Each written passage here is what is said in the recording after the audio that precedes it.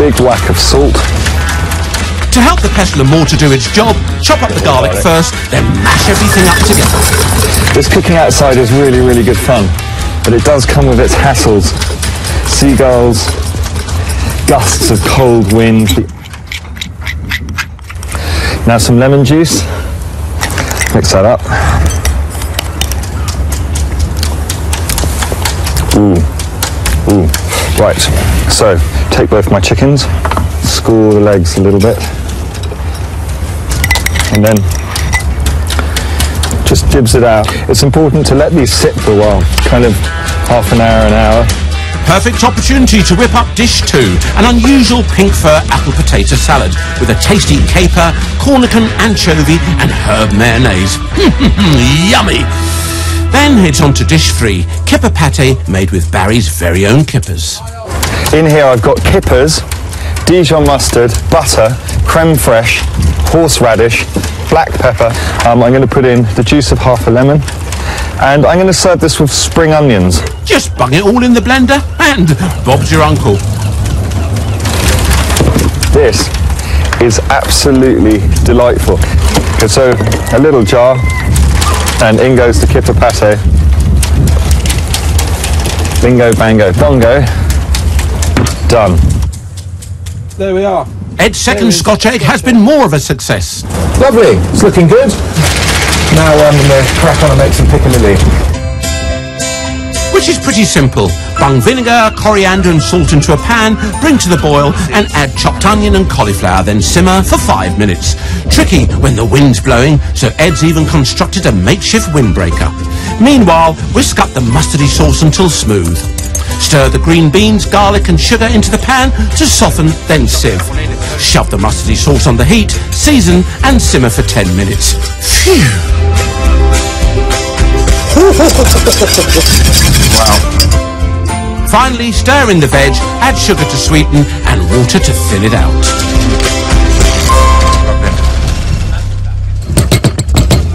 Meanwhile, Val's not had his feet up. How good does that look? Chicken in foaming butter. Very nice. And it even looks better once it's finished off in a 180 degrees oven for 10 to 12 minutes. His fourth and final dish is a novel take on the rum barbar, using elderflower vodka to infuse the little cakes. With a mix of flour, sugar, salt and yeast, he alternates gently, stirring beaten egg and a combination of melted butter and orange juice. Last but not least, it's the raisins. Then spoon into a greased tin and bung in the oven at 180 degrees until well risen and golden. Once cool, Val whacks them in a jar with lemon zest, filling to the top with neat elderflower vodka. Ho ho ho! Just look at that. Wah. I've made some really good food today, and that makes me feel really happy. So Ed's made a chocolate and cherry slice, vegetable crisps, Scotch egg and piccalilli. Tomorrow morning he'll make his cheeky extra item, a smoked chicken sandwich. Val's finished off all 4 of his dishes: curried poussin, potato salad, kipper pate and elderflower barbars. Now it's time to head back to Stokesley, all ready for Judgment Day tomorrow. Morning has broken at the Stokesley show, and Ed and Val have about an hour to finish off their packed lunch entries. And bench them for judging. Like a good Boy Scout, Val's all prepared and just needs to gather up his dishes. Ed, on the other hand, has to make his smoked chicken sandwich, reheat his crisp as they've gone soft overnight, and cut up his chocolate slice. It's so cold, it's stuck itself to the tin. It ain't coming out, so we'll warm that up and try and keep calm.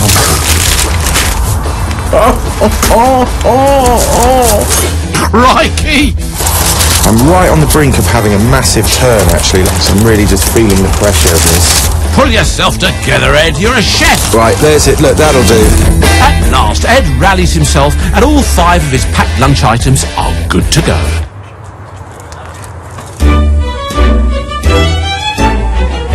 "140 years in, and the agricultural extravaganza that is the Stokesley show remains at the core of the local community. I've been coming to the show for over 40 years now.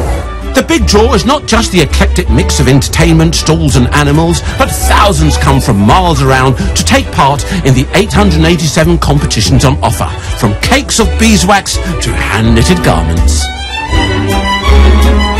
But this, I think, is starting to get a little oversized for an infant under 1 year.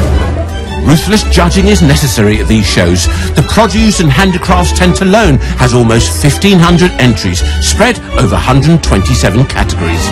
Many budding bakers take part in several classes, like previous Best in Show winner Jane. So, how many entries is it this time? 23, 24 in the baking and all the jams.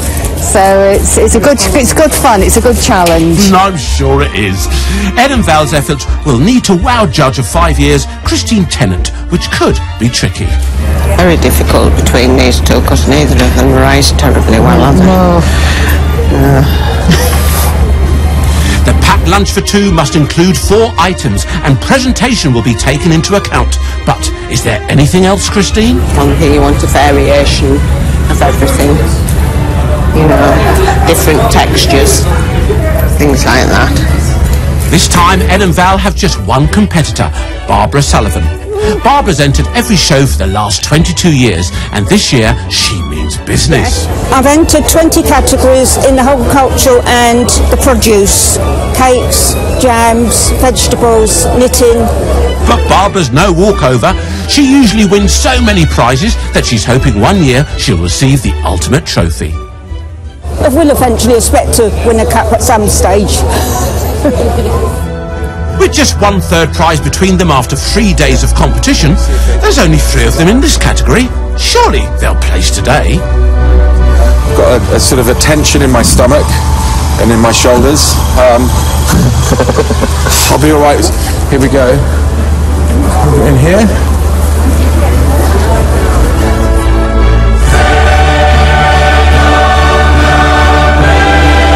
And as presentation is considered, Elle and Val must display their packed lunches to perfection. How are you? All right, thank you. Well, 66. It's only 3 of us, that's good. Is that 3 of us? Yes.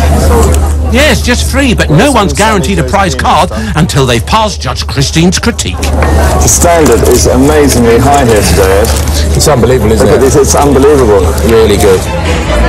Packed lunches benched, our boys can do no more. And this place is a cathedral of arts and crafts and baking and making. And the tent closes ready for judging. I always hear the horn. This guy's a total engine head. Ed and Val have just over 2 hours to make the most of the show before their fates are revealed. That's good. Back in the produce tent, Judge Christine's in charge of the icing section. So she works her way through the decorated chocolate cakes and exquisite sugar craft. But not all of it makes the grade. This isn't a good idea to have. No, That's not edible. Everything should be edible. Now Christine's moving on to the packed lunches. There may be only just 3 entrants, but Ed's got 5, not 4 items, and Val's is a picnic, so they could be disqualified from the off. Local lass Barbara's entry is first to go under the knife. I think it's just a normal sponge. Doesn't seem to have any flavour with it. Okay. It's a bit on the hard side. It's a bit like flapjack that's fallen apart. Oh, not going well for Barbara then. But how will Val's picnic compare? This looks exciting. That is gorgeous. Nice salad to go with it.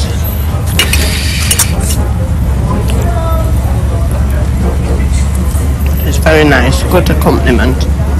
How will Val's neat vodka barbars go down with Judge Christine? Now this is something I've never had before. Oh, that's gorgeous. Oh, girl after my own heart, liking a tipple with a packed lunch. I think I'll come for picnic here any day. Oh, clearly Christine doesn't have a problem with bending the rules for a boozy picnic. Presentation is excellent. I'll have 10 for that. That's got 46 out of 50. Well, that is excellent. Blimey, beat that, Ed. It's chicken and salad, mayonnaise. Give that 8.5. Scotch egg. Just got the yolk nicely in the centre. Very nice pickle lily. Just one little air bubble.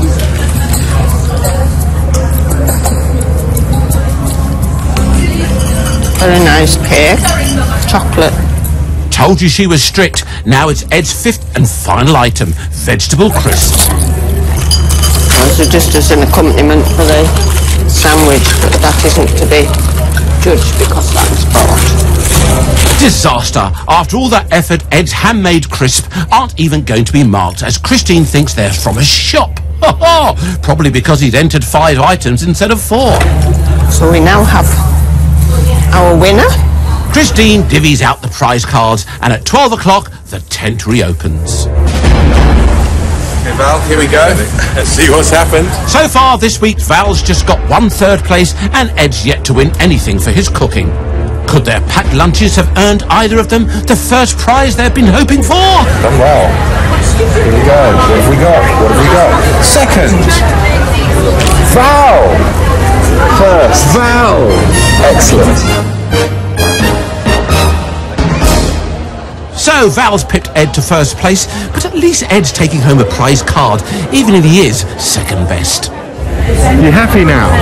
Well, yes, I am. I mean, there are only 3 entries, but yes, at least I can hold my head high. Yeah, you beat me. I'm disappointed, actually. Well done, mate. But Ed's keen to find out where he went wrong. What was it that swung it Val's way? You got 9 for all of them and 10 for presentation. Wow. You get 8.5 for your sandwiches. I thought the bread was slightly too thick, but Too thick? that was, Right. you know, just... Bad luck, Ed, and Barbara may have come third, but she swept the board with her other categories. I've run first and second in gents buttonhole, first and second in ladies corsage, and third for a foliage plant. And out of Jane and her husband's 23 entries, they've got 2 firsts, 4 seconds, 5 thirds, and 2 highly commended. Really proud of the chocolate cake because there's a lot of entries in. So we've got first on that. I'm really pleased with that one. In this cook-off, the lads can pick up points along the way.